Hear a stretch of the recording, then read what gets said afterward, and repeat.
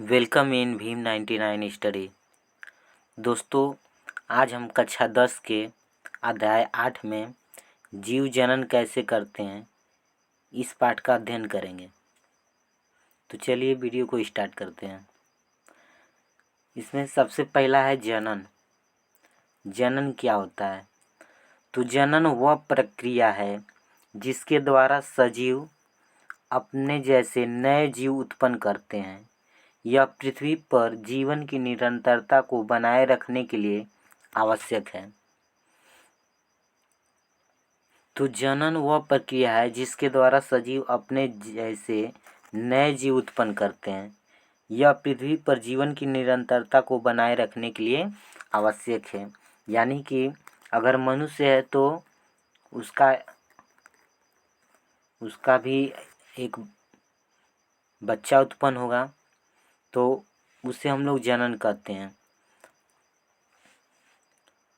दूसरा पॉइंट है, कोशिका के केंद्रक में पाए जाने वाले गुणसूत्रों के डीएनए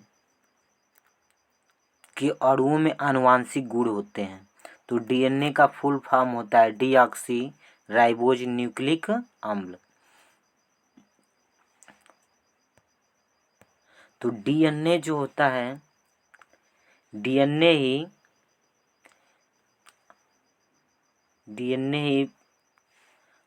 एक पीढ़ी से दूसरे पीढ़ी में पिता के गुणों को ले जाता है।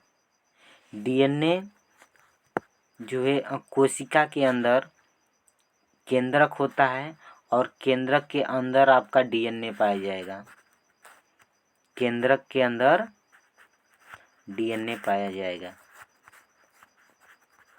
और ये जो डीएनए होता है प्रोटीन का बना होता है। डीएनए प्रोटीन का बना होता है। आगे, डीएनए प्रकृति बनाता है तथा नई कोशिकाएं बनाता है। इससे कोशिकाओं में विभिन्नता उत्पन्न होती है। ये नई कोशिकाएं एक समान है परंतु समरूप नहीं।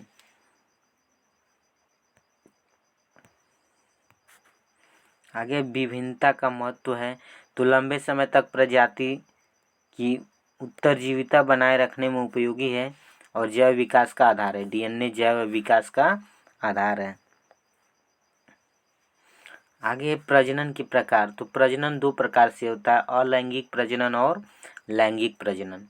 प्रजनन दो प्रकार से होता है, एक लैंगिक प्रजनन और एक अलैंगिक प्रजनन। अलैंगिक प्रजनन मतलब इसमें जो है सेक्स नहीं होता है और लैंगिक प्रजनन में सेक्स होता है। ठीक, इसमें एक नर और एक होता है मादा। लैंगिक में एक नर होता है और एक मादा होता है। तो चलिए आगे हम लोग पढ़ेंगे अलैंगिक प्रजनन। तो अलैंगिक प्रजनन एकल जीव नए जीव उत्पन्न करता है। एकल जीव नए जीव उत्पन्न करता है।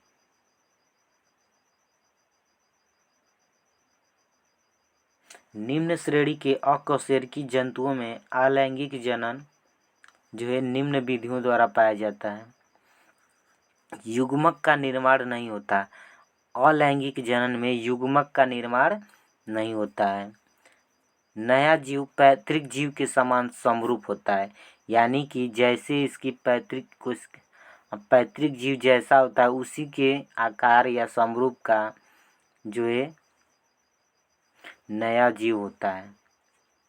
सतत गुणन के लिए एक बहुत ही उपयोगी माध्यम है। यह निम्न वर्ग के जीवों में अधिक पाया जाता है। जो अलैंगिक प्रजनन है निम्न जीवों में अधिक पाया जाता है। जैसे हो गया आपका अमीबा, पैरामीशियम यूग्लिना, हाइड्रा इत्यादि सब। आगे है लैंगिक प्रजनन।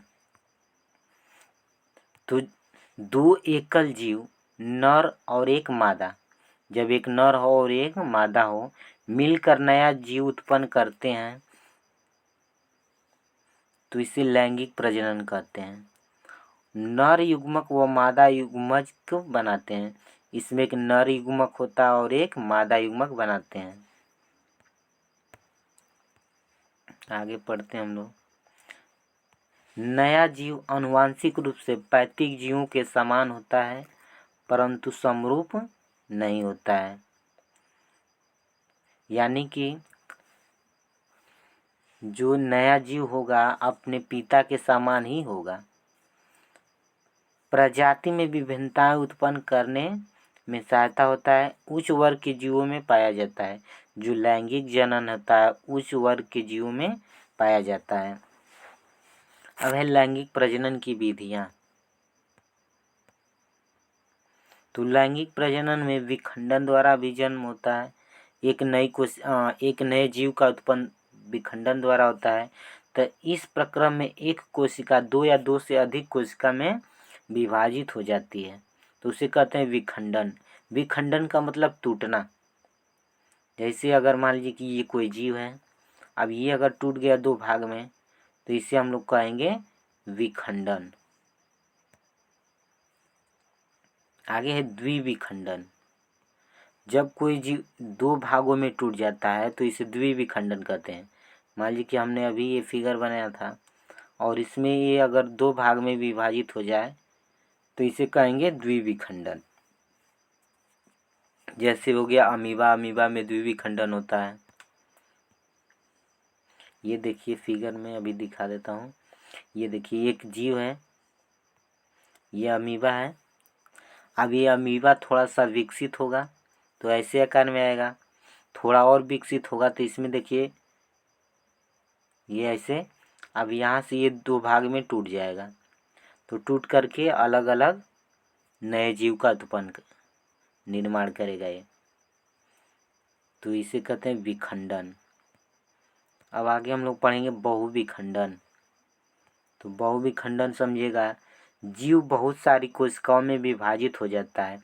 जब एक ही जनक कोशिका बहुत सारी कोशिकाओं में विभाजित हो जाती है तो इसे हम लोग कहते हैं बहुविखंडन।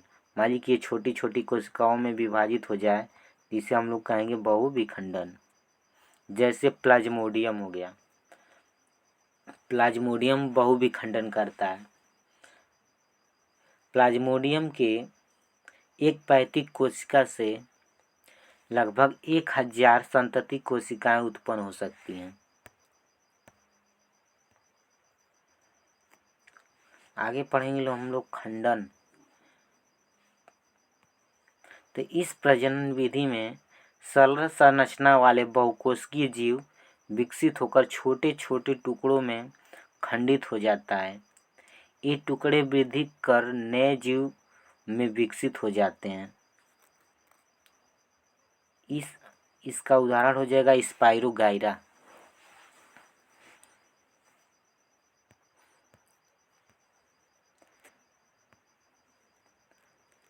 आगे देखेंगे पुनरुद्भवन या पुनर्जनन। इस प्रक्रम में किसी कारणवश जब कोई जीव कुछ टुकड़ों में टूट जाता है तब प्रत्येक टुकड़ा नए जीव में विकसित हो जाता है।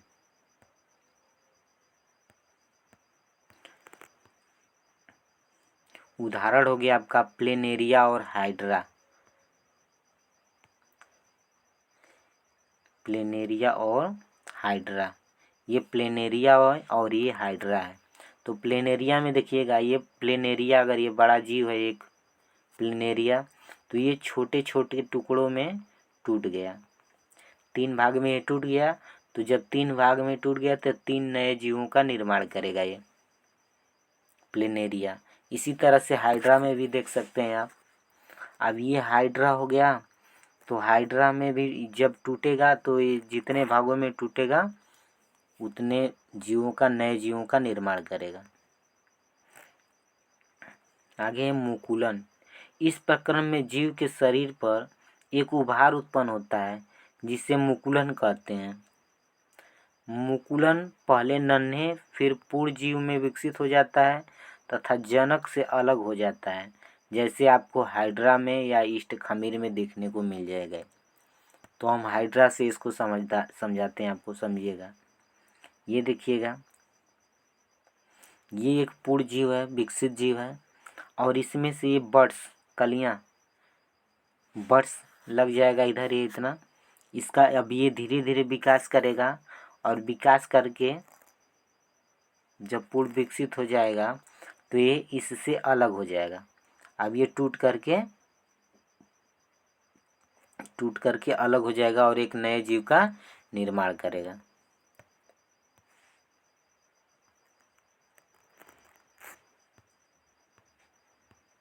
दोस्तों, अगर ये वीडियो आपको पसंद आ रही है तो एक बार लाइक कर लीजिए तथा चैनल को सब्सक्राइब कर लीजिए ताकि आने वाली वीडियो आपको मिल सके।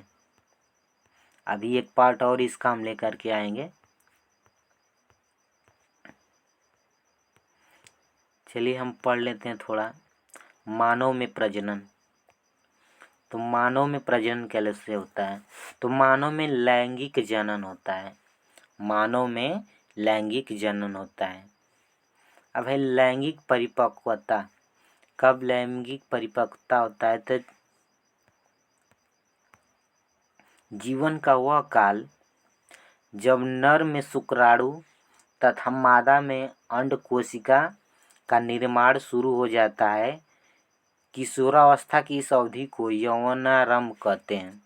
जैसे मान लीजिए कि अगर लड़की है तो 12 से 14 साल में इसका यौवन अवस्था शुरू हो जाता है और लड़कों में 15 से 18 वर्ष में शुक्राणु बनने शुरू हो जाते हैं। अब यौवन आरंभ पर परिवर्तन। अब जैसे जैसे यौवन आरंभ शुरू होता है तो किशोरों में जो है काफ़ी भिन्नता देखने को मिलती है।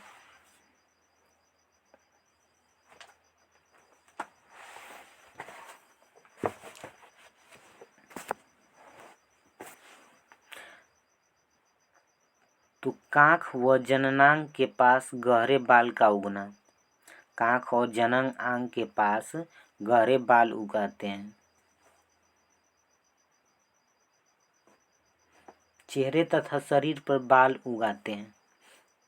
दाढ़ी मूंछ का आ जाना या कंधे चौड़े हो जाते हैं तथा अस्थियों के आकार एवं पेशी विन्यास में वृद्धि होती है।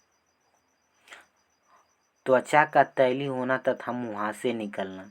त्वचा तैली हो जाती है और मुहासे निकलने लगते हैं। स्वर भारी हो जाता है तथा शरीर की लंबाई में वृद्धि होती है।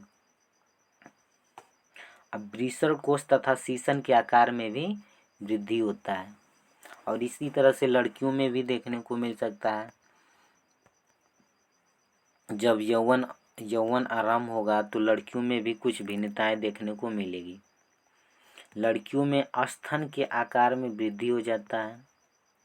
स्तन के आकार में वृद्धि हो जाता है। रजोधर्म होने लगता है। शरीर के अनेक भागों में वसा का जमाव होने लगता है। त्वचा प्राय तैली हो जाती है। कभी कभी मुहासे भी निकलने लगते हैं। अंडोत्सर्ग तथा आवर्त चक्र का प्रारंभ हो जाता है। कच्छी एवं जघन बालों का उगना इत्यादि सब लक्षण देखने को मिलते हैं।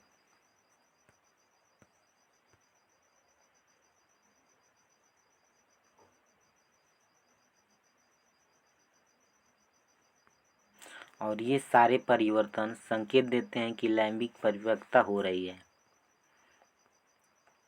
अब हम लोग पढ़ेंगे नर जनन तंत्र।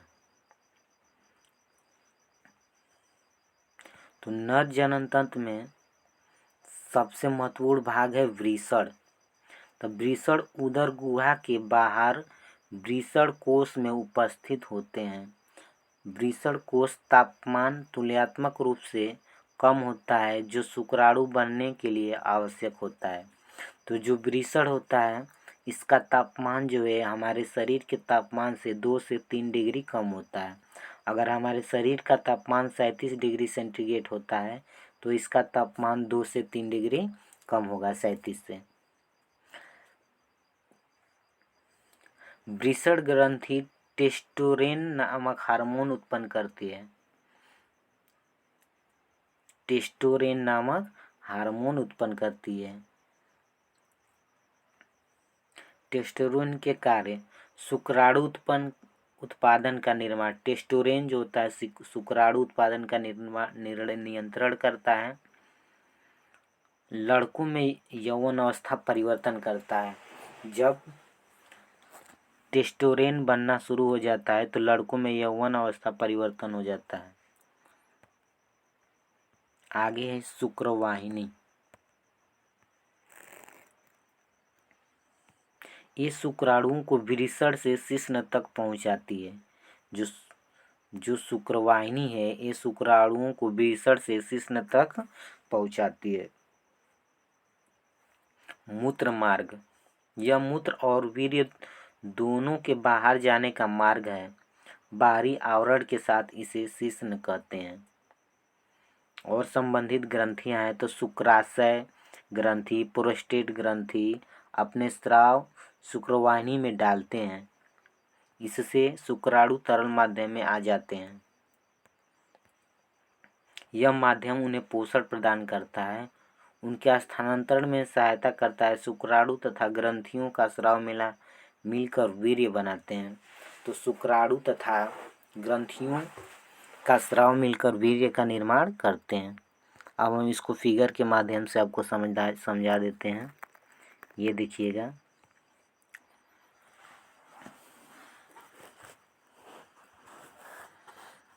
अगर वृषण की बात करें, वृषण तो ये देख पा रहे हैं आप, ये वृषण केवल एक जोड़ा होता है। ये वृषण एक जोड़ी होता है, यानी कि दो होते हैं वृषण, दोनों अंडे जैसी संरचना है। ऐसे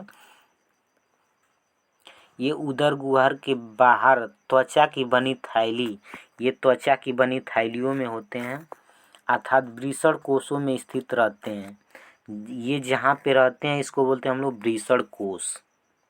इसे हम लोग बोलेंगे वृषण कोष। जो आवरण होता है, ये चमड़े की जो थैली होती है, इसे हम लोग कहते हैं वृषण कोष।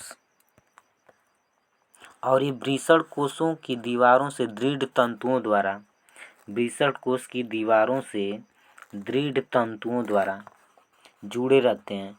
वृषण से एक पतली संकरी लगभग 6 मीटर लंबी नली, 6 मीटर लंबी नली निकलती है, जिसे शुक्रवाहिनी कहते हैं। ये शुक्रवाहिनी हो गया। ये 6 मीटर लंबी, ये जो है ये नली निकली, ये 6 मीटर लंबी होती है, जिसे शुक्रवाहिनी कहते हैं। शुक्रवाहिनी, ये देख सकते हैं, ये शुक्रवाहिनी है, यानी कि जिसमें शुक्राणु जो है बहते हैं। इसी से होकर के शुक्राणु जाते हैं मूत्र मार्ग में, और मूत्र मार्ग से होते हुए, शीशन से होते हुए बाहर आ जाते हैं। इसका निकष अधिकांश वृषण कोष के भीतर ही कुंडलित रहता है। इसका जो अधिकांश भाग होता है ये वृषण कोष के अंदर ही रहता है, जिसे एपिडिडाइमिस कहते हैं। जिसे एपिडिडाइमिस कहते हैं। एपिडिडाइमिस कहते हैं। इसका शेष दूरस्थ भाग उदर गुहा में प्रवेश करता है और मूत्रनाल में खुलता है। जो शुक्रवाहिनी होता है इसका, ये जा करके मूत्र मार्ग में खुलता है या मूत्राशय में। मूत्रनाल एक पेशी मोटी नली है। यह शिश्न के दूरस्थ सिरे पर खुलती है। इस प्रकार हम देखते हैं कि पुरुषों में मूत्र तथा शुक्राणु दोनों ही मूत्रनाल द्वारा बाहर आ जाते हैं। इधर से आपका मूत्र आएगा और इधर से आपका शुक्राणु, सभी दोनों का एक ही रास्ता है। शुक्रवाहिनी जिस स्थान पर मूत्रवाहिनी से मिलती है वह शुक्राशय कहलाता है।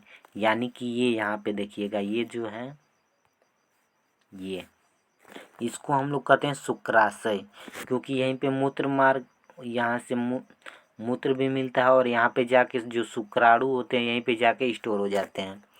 और यहीं से प्रोस्टेट ग्रंथि एक होती है, जो एक क्षारीय द्रव स्रावित करती है। प्रोस्टेट ग्रंथि होती है जो क्षारीय द्रव स्रावित करती है, जिससे शुक्राणु एक तरल माध्यम में आ जाते हैं। इसके कारण इनका स्थानांतरण सरलता से होता है और साथ ही यह स्राव उन्हें पोषण भी प्रदान करता है।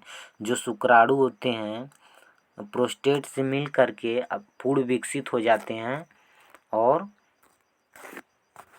आगे जनन करने के लिए तैयार हो जाते हैं।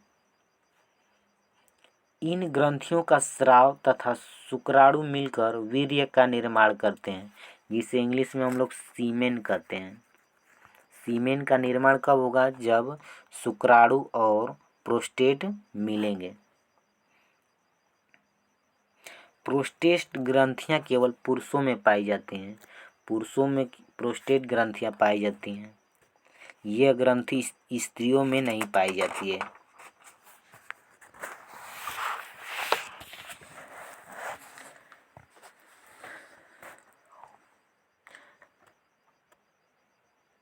वृषण टेस्टोस्टेरोन हार्मोन उत्पन्न करने लगते हैं।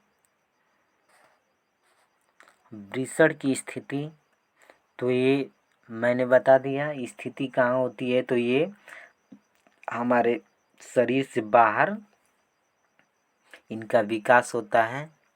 शीशन के नीचे 2 अंडों के रूप में लटके रहते हैं। दोस्तों, आज के लिए इतना ही रहने देते हैं और इसकी अगली वीडियो अगले दिन मिल जाएगी। और हमारे चैनल को सब्सक्राइब कर लें। धन्यवाद।